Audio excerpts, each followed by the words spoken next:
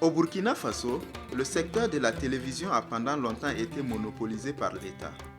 L'ouverture au privé a entraîné l'accès des populations à l'information de base. La télévision Canal 3, l'un des pionniers dans ce secteur privé, a fondé sa réputation dans le traitement des problèmes de société des Burkinabés. Depuis quelques jours cependant, c'est à la porte de cette télé que les problèmes ont posé leurs valises. Leurs travailleurs sont en grève. Ce que je peux vous dire, c'est que c'est le 12 février que l'un de nos collègues a reçu sa lettre de licenciement. Alors que la veille, nous les délégués, nous avons eu des lettres de mise à pied provisoire avec incident sur licenciement, avec un licenciement en cours. Voilà, donc les camarades ont décidé unanimement, ceux qui sont allés en grève, de mettre un blackout à l'antenne parce qu'eux-mêmes, ils étaient sur la voie des licenciés. Effectivement, 2 jours après notre blackout à l'antenne, un huissier qui était commandité par les 2 directeurs intérims, qui étaient chargés d'assurer les affaires courantes en l'absence du directeur, qui était venu partager des lettres de licenciement à tous ceux qui sont allés en grève depuis le 23. Voilà pourquoi nous avons maintenu l'antenne dans le noir pour appeler nos dirigeants à ce qu'ils reviennent sur leurs décisions. Parce que je crois qu'au nom de tous les travailleurs, ce que nous avons revendiqué, je pense qu'il est loyal et légal. Les populations habituées à s'informer à travers la télévision qui les ressemble ont désormais un écran noir à la fréquence de cette chaîne.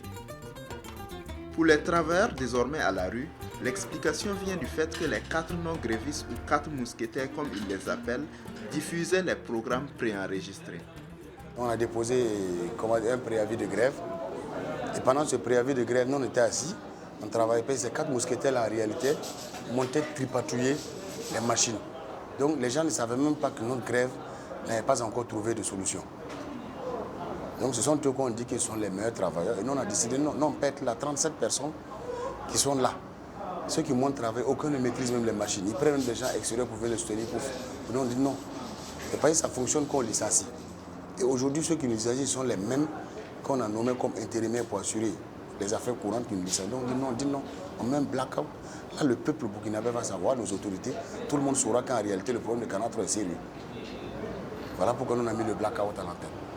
Pour maintenir le blackout à l'antenne ou écran noir, les travailleurs ont élu domicile au siège de la télévision. Ils passent désormais leur jour et nuit dans les locaux de Canal 3 et s'organisent pour bien mener leur combat. Lorsqu'on a commencé cet arrêt de travail, tout le monde était ici dans les locaux de Canal 3. Et puis on a commencé à constater qu'il y avait la fatigue qui prenait les uns et les autres. Et puis il y avait les femmes qui étaient là. Il fallait réfléchir à une stratégie de sorte à ce qu'on puisse rester sur les lieux certes, mais permettre aux uns et aux autres d'aller voir leur famille et puis respirer un peu.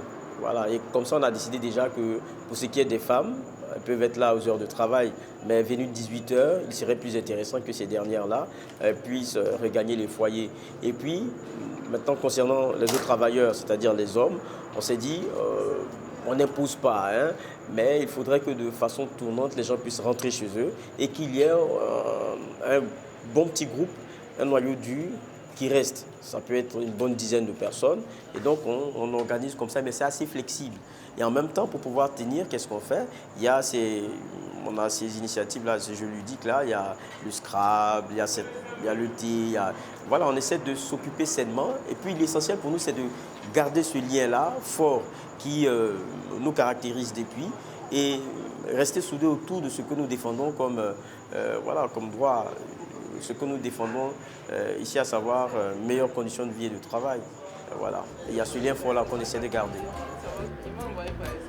Au stade actuel, les travailleurs disent être déterminés à garder le cap, mais sont aussi prêts à reprendre le travail sous certaines conditions. Notre plateforme revendicative, d'abord, on avait demandé le reclassement des travailleurs, les anciens à 100%, les nouveaux à 50%. On avait demandé d'être alignés sur la convention collective, la prise en charge médicale, l'arrêt des permutations arbitraires et le manque de considération et de respect. Donc tout ça là est dans notre plateforme. Et jusqu'à ils ont ignoré ça. Même dans les lettres qu'on a reçues, ils n'ont même pas parlé de notre plateforme. C'est la manière dont on est parti en grève. Donc vous voyez comment l'affaire a été détournée.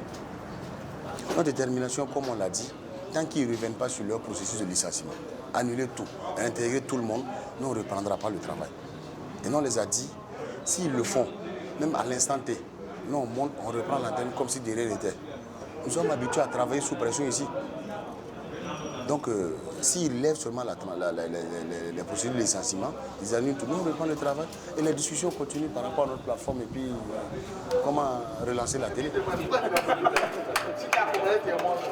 Je vous assure que si on nous disait qu'on allait accepter de passer des nuits dans des conditions aussi inconfortables, on n'y croirait pas. Mais aujourd'hui, c'est des journalistes, c'est des techniciens de télé qui dorment sur des cartons, à même le sol. Il y en a qui sont assis sur des chaises, qui essaient de trouver la meilleure des positions. Dans tous les cas, le confort, on ne peut l'avoir. Pour certains, par exemple, qui arrivent difficilement à le faire comme moi, lorsque est venu mon tour de rester ici, on s'amuse à causer, on s'amuse à jouer au Scrabble, tenir le temps, et puis piquer un peu de la tête parce qu'on est trop fatigué, se réveiller et puis continuer. Voilà, c'est un peu dans ces conditions-là que nous sommes. Vous le voyez, c'est l'inconfort total, mais on se dit aussi que c'est pour une bonne cause. Parce que si on est là, c'est pour interpeller les consciences, c'est pour faire comprendre aux gens que ce que nous posons aujourd'hui comme problème est grave. Et si aujourd'hui nous sommes décidés à rester sur les lieux jusqu'à ce que solution soit trouvée, c'est que ça ne va pas. Canal 3, les travailleurs, tout comme les téléspectateurs l'ont porté dans leur cœur. On a essayé de tenir ce rêve-là pendant longtemps, mais à un moment donné, on ne peut plus cacher le soleil avec sa main. Il faut dire ce qui est. On a longtemps relayé les problèmes des autres. Voici venu le tour pour nous, le moment pour nous, de dire clairement ce qui ne va pas ici. La lenteur de l'intervention étatique dans la crise au sein de cette chaîne de télé s'explique selon les travailleurs par le fait qu'ils relèvent du secteur privé. En réalité, les gens nous font comprendre que nous sommes du privé. Alors que le privé, nous sommes régis par le même code du travail burkinabé. Aujourd'hui, nous sommes sanctionnés par rapport à un article qu'ils prônent, ils disent non, mais ce n'est pas un article seulement qui s'applique au privé. Le public aussi est concerné. Nous avons tous lutté de près ou de loin pour qu'il y ait un changement dans ce pays après 27 ans.